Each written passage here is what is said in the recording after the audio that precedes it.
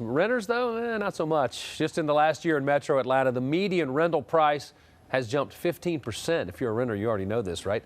Real estate expert John Adams joins us now with the reasons why. John, how are you, man? Man, I'm great, but this is a problem if you're a renter. People's rent checks have just been going up and up and up, and I don't see any end in sight. I guess one of the main reasons we're looking at is basic economics, supply and demand, right? Well, that's the bottom line, and the key here is there is a shortage right now of rental property. There are several reasons for that, but you're right, it's supply and demand. One of the problems is once there is a demand, you can't just create a house or you can't just create an apartment building. It takes time to do that, so there's a lag there. When we think of renters, we think of people probably trying to get started in life maybe, and we think about millennials perhaps, but maybe their agenda's a little different than traditional agendas. Millennials have a different way of approaching things, and that's fine, but it does impact our real estate community.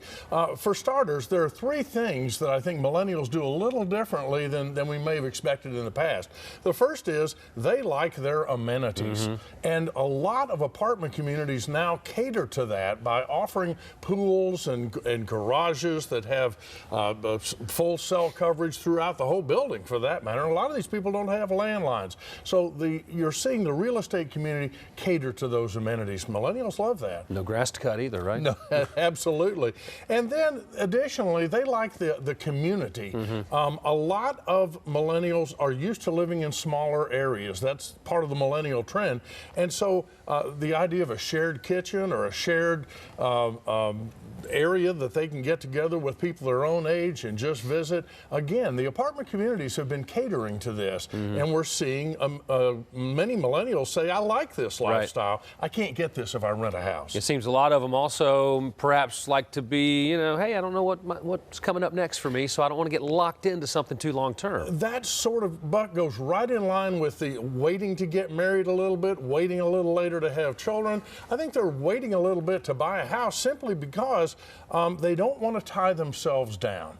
And if you think about it, if you're renting an apartment and somebody obnoxious moves in across the hall, okay, you're 6 months away from that being a memory.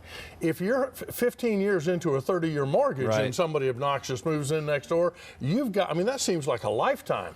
So the flexibility of saying, hey, in 6 months I can get up and move, I can move to wherever I want, I can change my location or my lifestyle, very attractive to millennials right now. No, great, that Lanford guy moved next door, huh? All right.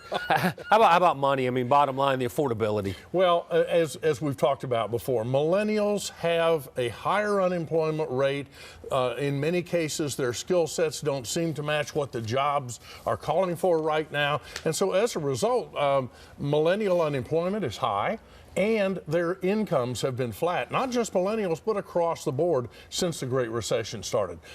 Many people are now spending as much as 50% of their income on rental housing. That leaves hardly anything for savings. Any advice? What can we do here? Move farther out, share apartments? If you can, sign a longer-term lease. But if I were a landlord, I'd be reluctant to do that right now. All right, John, thanks a lot. Now, if you have any real estate questions, head to the Fox 5 Facebook page.